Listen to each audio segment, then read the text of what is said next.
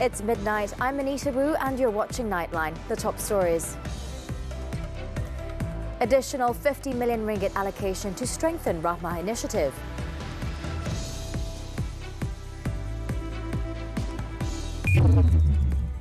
And DPM's announcement on grants for Terengganu youth, not a form of corruption.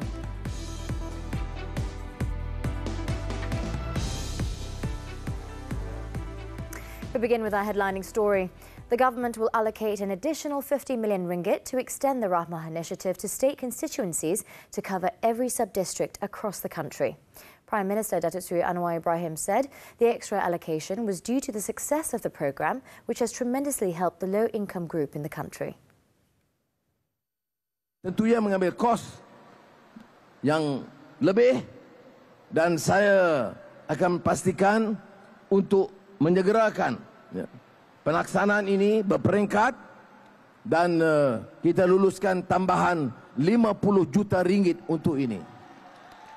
Datuk Seri Anwar said this at the closing ceremony of the 2023 Consumer National Day in Kuala Lumpur on Sunday. He added that the allocation was also in line with the government's aim to end hardcore poverty in the country. The Payung Rahmah initiative was introduced by the late Domestic Trade and Cost of Living Minister, Datuk Seri Salahuddin Ayub, to help reduce the cost of living affecting people in the B40 income group and the hardcore poor. Among the programs introduced under the initiative included lunch or dinner set meals, food baskets, medical treatment, as well as holding cheap sales for the people. In a related development, Datuk Seri Anwar said Minister in the Prime Minister's Department for Sabah, Sarawak Affairs and Special Functions, Datuk Amizan Muhammad Ali, has been assigned to oversee the Domestic Trade and Cost of Living Ministry following the passing of Datuk Seri Salahuddin. He added that the ministerial appointment will be decided after the state elections. The allocation of grants by the federal government to the youth of Terengganu is not an offence, as it is not considered a form of corruption. Malaysian Anti-Corruption Commission (MACC) Chief Commissioner Tan Sri Azam Baki said, as the ruling government, it has the right to give initiatives that are deemed appropriate for the people. In a report by a news portal on Sunday, Tan Sri Azam said he viewed the matter as a non-issue because the allocations promised to Terengganu are federal-level initiatives. Responding to backlash from certain quarters on the matter, the country's top graftbuster added, if the initiative had been approved by the government, there is no element of bribery. Previously, at an event in Dungun on Friday, Deputy Prime Minister Datuk Seri Ahmad Zahid Hamidi announced grants of 250,000 ringgit for the Terengganu Youth Council, 200,000 ringgit to the motoring associations in the state, and 100,000 ringgit to the Central Terengganu Development Authority Ketengah Youth Association. The announcement, however, was questioned by several parties as it was given in the run-up to the state elections. Datuk Seri Zahid, however, had dismissed accusations that he was normalising corruption with such announcements, stressing that the youth needs sufficient funding to carry out activities, be it at district, state or national level.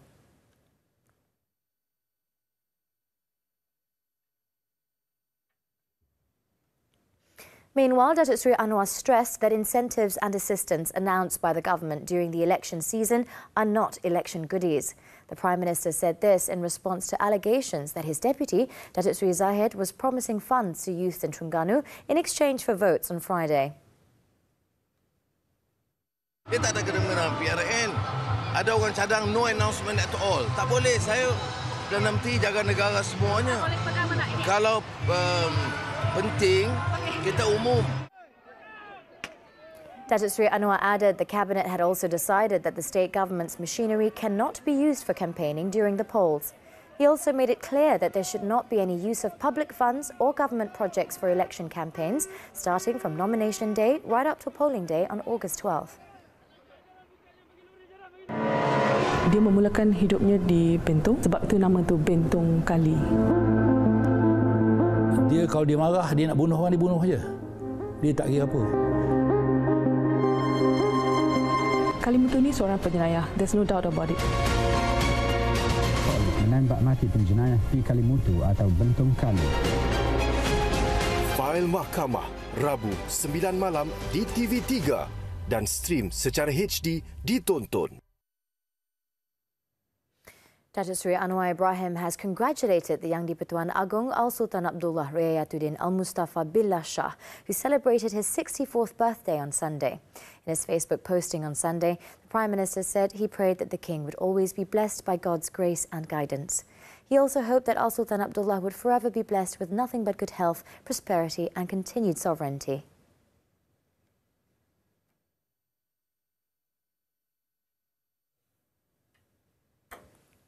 Datuk Seri Saifuddin Nasution Ismail said that caretaker Kedah Menteri Besar Datuk Seri Muhammad Sanusi Matno's incompetence in managing the state government was the reason for the theft of rare earth elements (REE) in Bukit Enggang, Sik.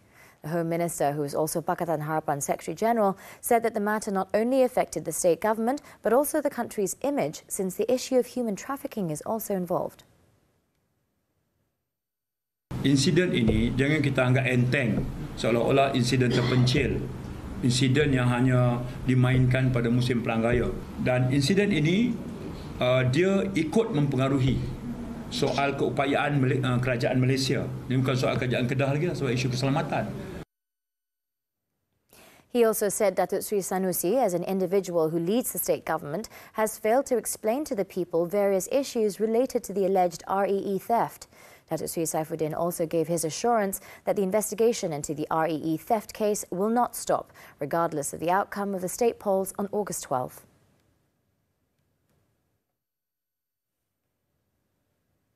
Past Vice President Datuk Muhammad Ahmad Nik Abdullah has denied claims that he was behind the decision to exclude Nik Abduh, son of the late past spiritual advisor Tan Sri Nik Abdul Aziz Nikmat, from the Kelantan state election. This came after Tan Sri Nik Aziz's brother, Nik Din, had claimed that his nephew, the former Bacho MP, was supposed to be a candidate in the State Assembly elections but was denied the opportunity by Datuk Muhammad Amar, who is also the caretaker Kelantan Deputy Menteri Besar.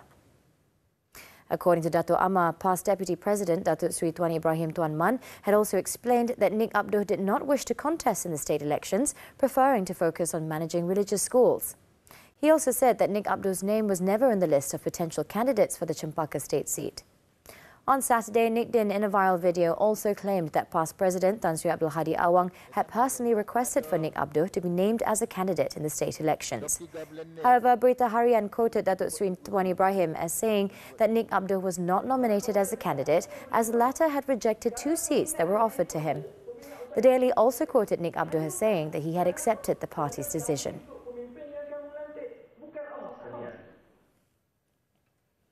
DAP has assured on Sunday that it will not permit any re-amendments to the Pulau Pinang state constitution with regards to the 2-term limit for the Chief Minister's post.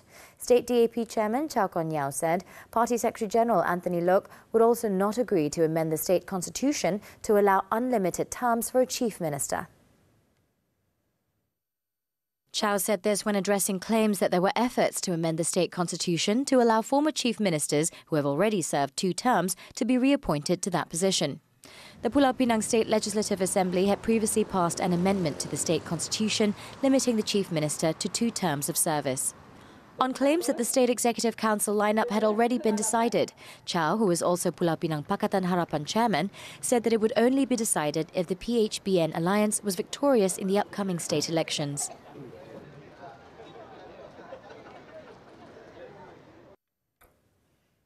The world has witnessed the meteoric rise of remote working during the global COVID-19 health crisis, which spurred the post-pandemic trend of digital nomadism, a term for the lifestyle of working remotely using technology while traveling to different places.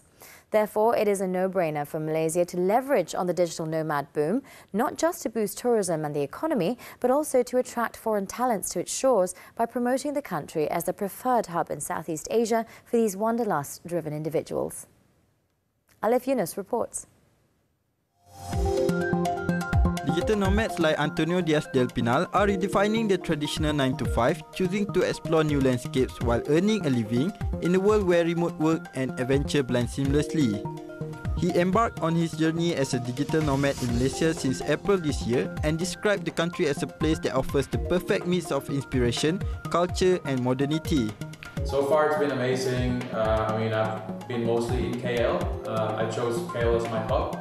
I've been based here, working out of this co-living space called Co-Live. Made a lot of friendships here. We went traveling to Langkawi, had a lot of food. You know, it's really hard to explain one or two things about Malaysia. There's so many faces and so many aspects to it, but it's been really a comfortable stay, I would say. It's so convenient to move around, you know. Thanks to the Dirantau program, launched on October 1st by the Malaysia Digital Economy Corporation, MDEC, many digital nomads like him are able to benefit from a vibrant ecosystem that facilitates and supports their lifestyle, allowing them to also enjoy the modern urbanscapes, stunning nature, rich culture and low cost of living that the country has to offer. Meanwhile, Senior Research Fellow at the Malaysian Institute of Economic Research, MIER Dr. Shankara Nambia, highlighted some of the economic benefits of welcoming digital nomads to Malaysia. This as the community has grown from obscurity to a thriving movement of approximately 35 million digital nomads globally. You reduce the constraints, the restrictions to the flow of workers. It now becomes easier to get someone from Philippines, from India, from Central Asia, maybe from Eastern Europe. They can come in more easily. So you can source your labor from a wider pool, and that's a big benefit. Dr. Shankaran added that the influx of these remote workers has also resulted in an increased demand for accommodation, food, transportation and co-working spaces, which benefit local businesses. As for MDEC Chief Executive Officer Mahathir Aziz, by attracting specific foreign talents, particularly in areas like artificial intelligence and blockchain, the nation can foster innovation, stimulate investments and enhance the skills of the local workforce. The way we see it is that the possibilities of the Nomads and the Dirantau program to expand beyond what it is today is extremely big, and then the other part is for them to contribute to creating new sort of innovations, new sort of skill sets, new ideas that we may not have in Malaysia just yet, specifically in some areas like AI, blockchain and things like that. So these are the kinds of talents that we need. So we're trying to start to narrow down and zoom into the specific kind of nomads and Dirantau holders that we would like to see. Malaysia is aiming to lure some 80,000 digital nomads to the country by 2025. To date, MDEC has received over 2,000 applications for the Dirantau Digital Nomad Pass, which allows the visa holders to stay in Malaysia for up to 24 months. As the world becomes their workplace, digital nomads in Malaysia write a new chapter of exploration, blending work, travel and unforgettable memories. Alif Yunus, TV3. Coming up right after this breather, at least 40 killed in bomb blast. Don't go away.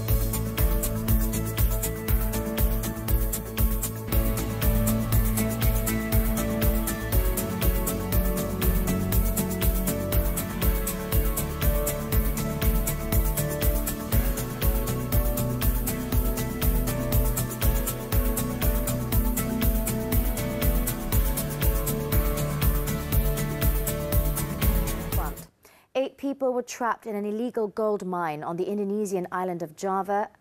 8 people trapped in an illegal gold mine on the Indonesian island of Java are feared dead as search efforts entered a 5th day on Sunday with little progress. The The workers were reportedly digging inside a hole with a depth of 60 metres in Pancurendang village in central Java on Tuesday evening when water suddenly flooded the illegal mine.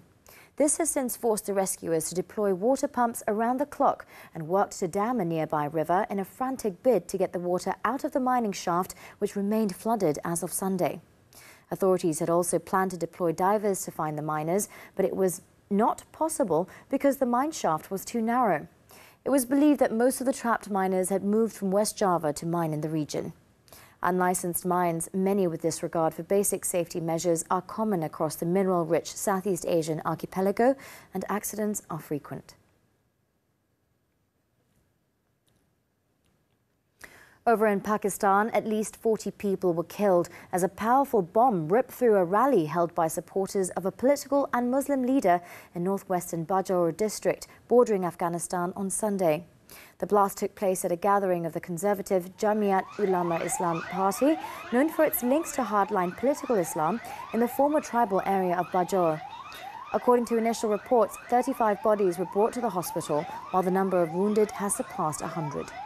So far, no one has claimed responsibility for the attack.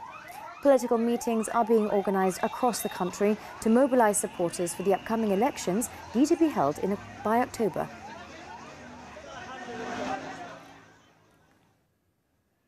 At least 12 people have been killed and more than 100 injured after an explosion ripped through a fireworks warehouse in southern Thailand on Sunday.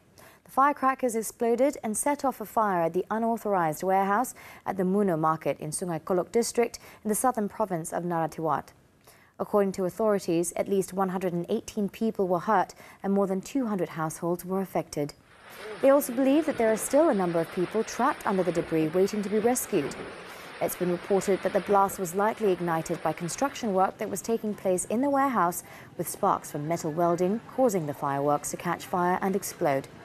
Authorities are currently investigating if the firecrackers were transported legally or illegally, while assuming that the factory had no license.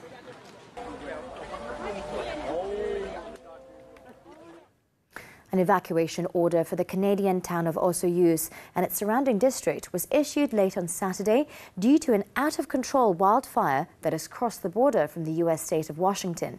The wildfire officially crossed the border from Oroville, Washington into Canada at around 9:30 p.m. local time.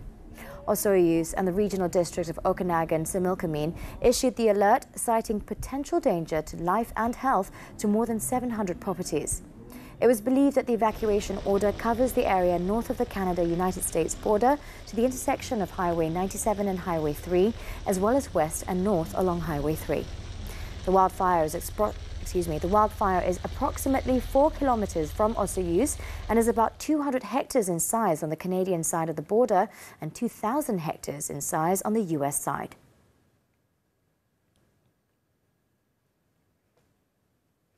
At least 10 people were killed in central Russia after strong winds toppled trees and heavy rains disrupted the electricity supply in hundreds of settlements. The Emergencies Ministry said on Sunday that 8 of the 10 victims, including 3 children, were killed at a camping location near Lake Yelchik in the Mariel region. It was reported that strong winds had caused a large number of trees to fall in the area, including where the group's tents had been pitched on a stretch of wild beach. Storms had also disrupted the power supply in 520 settlements, damaged the roofs of 41 residential buildings and 7 buildings that provided social services in 8 different Russian regions. In the meantime, Russia's investigative committee said it had opened a criminal case into the incident.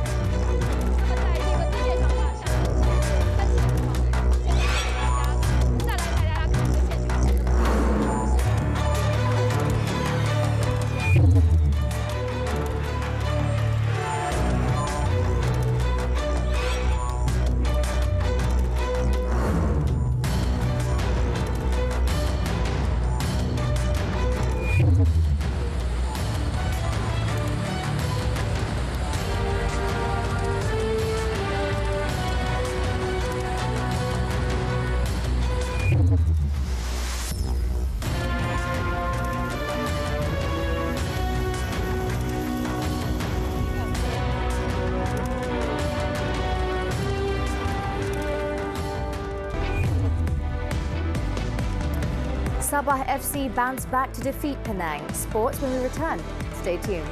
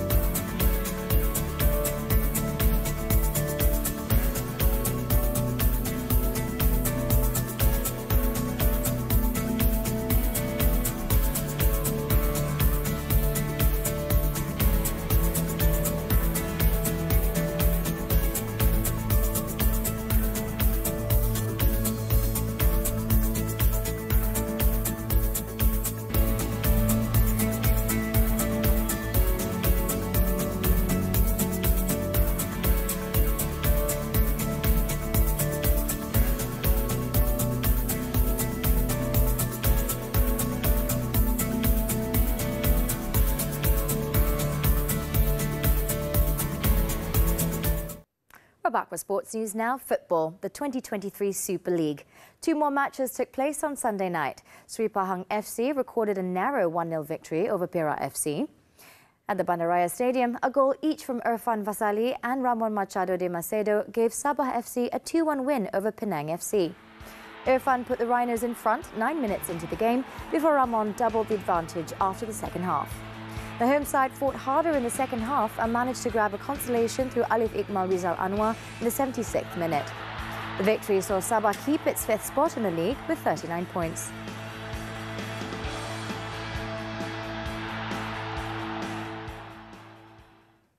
Moving on to tennis, the 2023 Croatia Open. Stan Wawrinka booked himself a spot in the final with a straight sets win over second-seeded Italian Lorenzo Sonego. The 38-year-old defeated Sonego 6-3, 6-4 behind a single break in each set to advance to the title match. The straight sets victory sends the Swiss veteran to his first final since 2019, having fallen out of the ATP Top 300 following 2 surgeries on his left foot in 2021. Wawrinka's last title was in Geneva 2017, and he will be facing Australia's Alexei Popyrin in the final for his chance to end the trophy drought.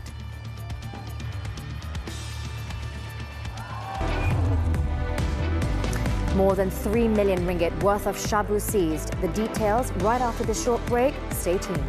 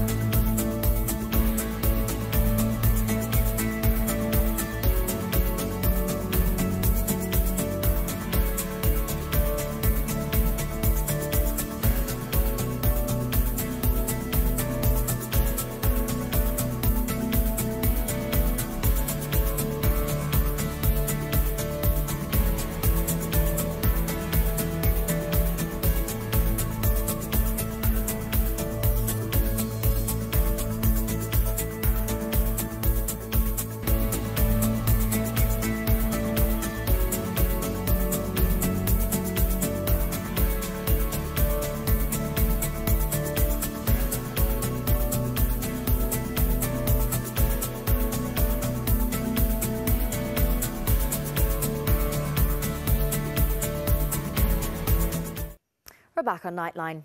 The Customs Department has seized more than 100 kilograms of shabu, estimated to be worth 3.36 million ringgit, hidden inside detergent powder packets at the Sepangga port in Sabah.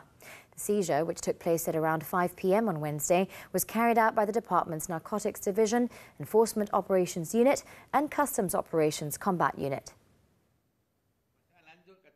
Customs Director General Datuk Zazuli Johan said the seizure was made following a raid and inspection of a container that arrived from Port Klang in Selangor. He added that the shipment contained mixed goods, but upon thorough examination, authorities discovered 9 boxes suspected to contain drugs. Datuk Zazuli also said that the drugs were concealed in detergent powder packets, which were claimed to be laundry powder. So far, no arrests have been made, but the authorities are working to identify the senders and recipients linked to the given address, which was a condominium in Likas.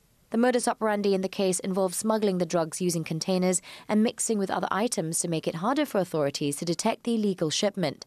It is reported that the seizure was also the largest drug haul made by the Sabah Customs Department so far this year.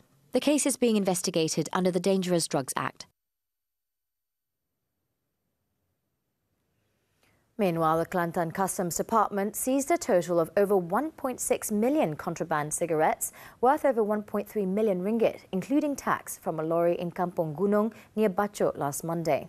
Its director, Wan Jamal Abdul Salam Wan Long, said the seizure was conducted by the Rantau Panjang Customs Enforcement Branch at about 5 a.m. During the operation, the team had given chase to the suspect in his 30s who was driving the lorry transporting the contraband goods. The suspect, however, managed to evade arrest by jumping from the moving lorry, resulting in the vehicle to crash into some bushes. Initial investigations found that the illicit cigarettes were believed to have been smuggled into the country from a neighbouring country via sea route. The department is still conducting further investigations under the Customs Act, including identifying the owner of the cigarettes and lorry.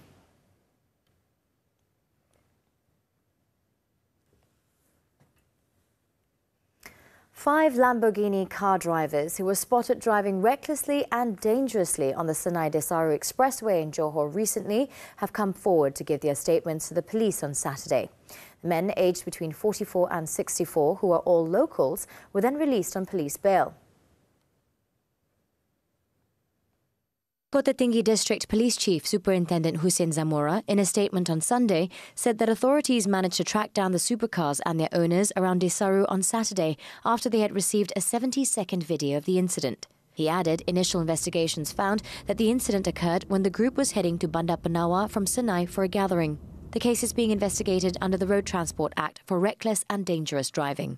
In the video, which also went viral on social media, a convoy of high-performance sports cars was seen overtaking traffic in a dangerous and reckless manner on the highway, forcing some road users to drive on the road shoulder to avoid collision. Over in Kelantan, a tanker lorry driver and his attendant died after their vehicle, which was loaded with palm oil, crashed in Gua Musang Sunday morning. District Police Chief Superintendent Sik Chun Fu said the accident took place at Jalan Paloh 3 Lebih at about 10:30 a.m.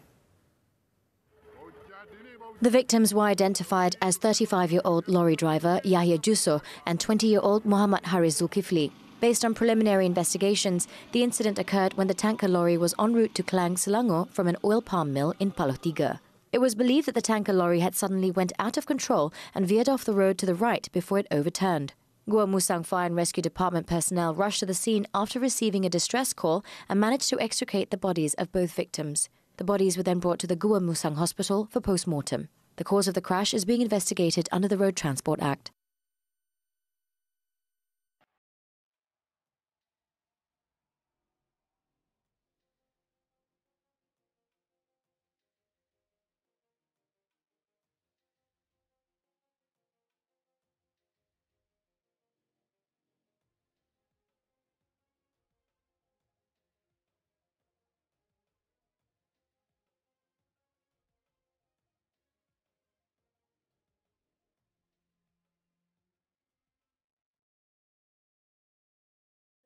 The community has flocked to the highly anticipated Japanese section known as Japamura during the e-gamers season, immersing themselves in a celebration of Japanese culture.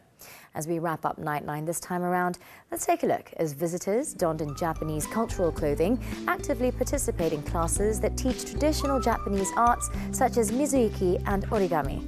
With that, I'm Anita. Thank you for watching and be well, Malaysia.